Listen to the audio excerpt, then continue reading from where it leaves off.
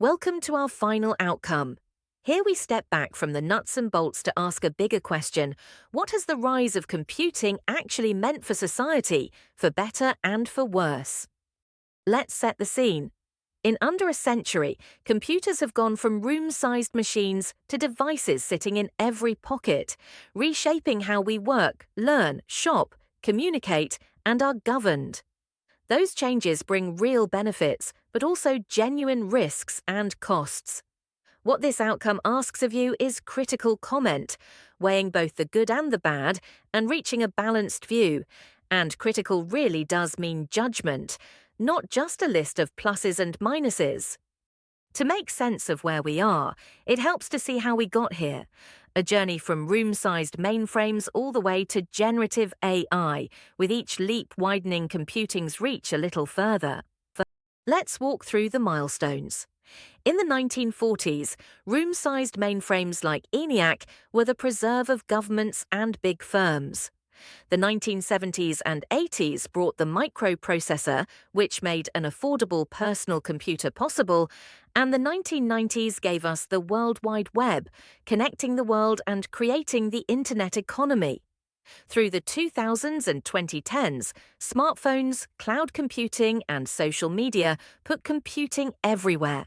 And now, in the 2020s, generative AI like ChatGPT is putting powerful tools and fresh questions into everyone's hands. Just think about how far computing now reaches. It touches work, communication, commerce, education, health, and government. There's barely a corner of modern life it hasn't shaped. But that same reach raises issues too, around privacy, the digital divide, and the environment. A strong critical comment looks at all these areas together rather than picking out one in isolation. Let's lay out the big picture, the benefits alongside the costs. On the positive side, we've gained instant global communication, automation that lifts productivity and spawns whole new industries, better healthcare and education, and fresh ways to work and create. On the negative side, there are job losses from automation, real threats to privacy, and the risk of surveillance, a digital divide between those with access and those without, and the mounting problems of e-waste and energy use. Keeping both columns in view is what balanced judgment is all about. Let's think about work first. Automation and software have swept away some routine jobs, yet created many new ones in IT, data, and support, so the picture is far from one-sided. Laptops and the cloud have enabled remote and hybrid working, changing where and how we do our jobs, and workers increasingly need digital skills and have to keep retraining as tools move on. The critical view is that technology doesn't simply destroy jobs, it shifts the kind of work that's available. Now communication, where the change has been enormous. Email, messaging, and video calls let people stay in touch across the world in an instant, and online services widen access to news, government, and community life. But social media, for all it connects us, can also spread misinformation and take a toll on mental health. The critical view is that the very same tools that bring us together can just as easily isolate, mislead, or distract. Education and health have both been transformed. Online learning, e-books, and virtual classrooms have widened access to education, as we all saw during the pandemic, while hospitals use computers for records, scans, diagnosis, and monitoring, improving care. Wearables and apps even help people track and manage their own health day to day. But the critical view reminds us that these benefits depend on access, training, and reliable systems, and not everyone shares in them equally. Commerce and the economy have been reshaped just as deeply. E-commerce and online banking let us shop and bank at any hour from anywhere, and even small firms can now reach national and global markets cheaply. Digital payments and online services have changed the face of the high street.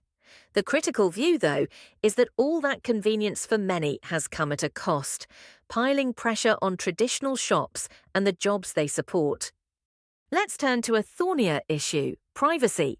Computers gather huge amounts of personal data, what we buy, what we search for, even where we go. And while that powers genuinely useful services, it can also threaten our privacy and be misused. In the UK, the Data Protection Act of 2018 and UK GDPR, overseen by the ICO, give people rights over their data. The critical view is that society has to balance the real benefits of data against the equally real right to privacy. The digital divide is one of the most important issues here. It separates those with reliable devices, internet and skills from those without, and that gap can affect access to jobs, education, banking and government services.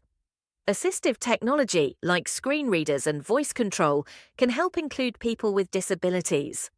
But the critical view is stark. As more and more services move online, simply being offline becomes a serious disadvantage.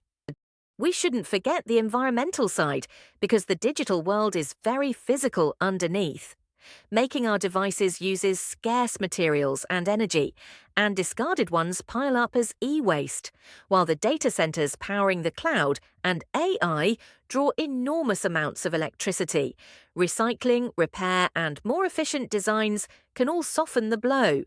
The critical view is that the digital world carries a real physical and environmental footprint, however invisible it feels. Let's look more closely at artificial intelligence, the story of the moment. Recent tools like ChatGPT can write, summarize, and answer questions, boosting productivity and creativity across all sorts of jobs. But they also raise serious concerns about accuracy, bias, misuse, and the future of some roles.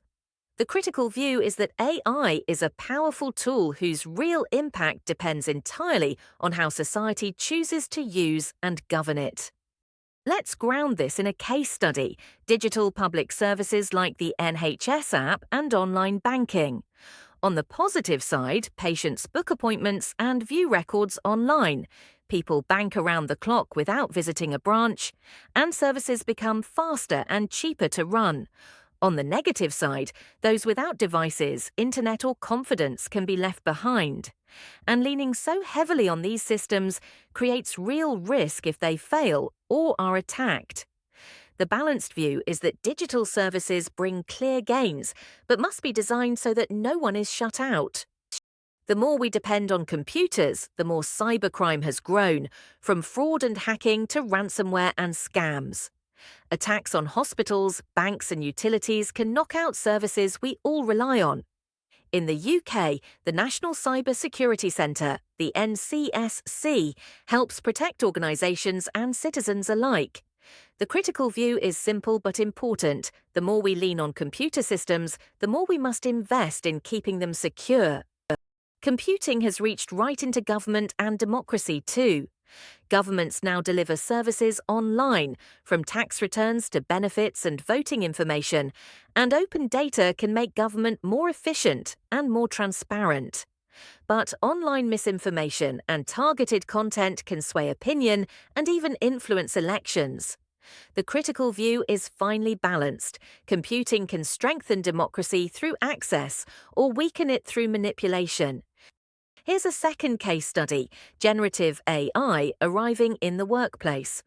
On the positive side, staff can produce first drafts faster and spend more of their time on skilled work, and routine questions get answered instantly, freeing up the team. On the negative side, AI can give confident but wrong answers, so a human really must check them, and some worry that roles built on routine writing could shrink over time. The balanced view is that AI makes a useful assistant, but its value rests on careful, ethical use. Let's weigh the whole thing up, both sides of the ledger. In favour, there are huge gains in productivity and convenience, far wider access to knowledge, services and markets, and whole new industries, jobs and forms of creativity. Against, there's job disruption and widening inequality, the loss of privacy alongside misinformation and cybercrime, and the environmental cost and the effects on our well-being. A fair conclusion has to hold both of these in view at once. So let's reach a critical conclusion. The development of computer systems has brought enormous benefits to society, there's no doubting that. But those benefits aren't shared equally, and they carry real costs and risks alongside them. Whether the overall impact turns out positive depends on the choices we make about regulation, access, ethics, and design. Technology isn't good or bad in itself. Its significance to society depends on how we use and govern it. Let's draw the whole unit to a close. Computing has developed from mainframes to PCs, the web, mobile, cloud, and now AI, transforming work, communication, education, health, commerce, and government along the way. The benefits include productivity, access, and new industries, while the costs include job disruption, privacy loss, and e-waste. Issues like the digital divide and data protection, UK GDPR, and the ICO shape who gains and who loses. And a critical judgment weighs both sides because the real impact depends on how society uses and governs the technology. And that brings our whole unit on computer systems to a close, having weighed the profound effect computing has had on society, the gains and the genuine costs alike. If you'd like to reflect further, the reading here is thought-provoking, with Ceruzzi offering a concise history of computing and Nicholas Carr's The Shallows, questioning what the internet is doing to how we think. The Information Commissioner's Office Guide is well worth a look on the data protection side.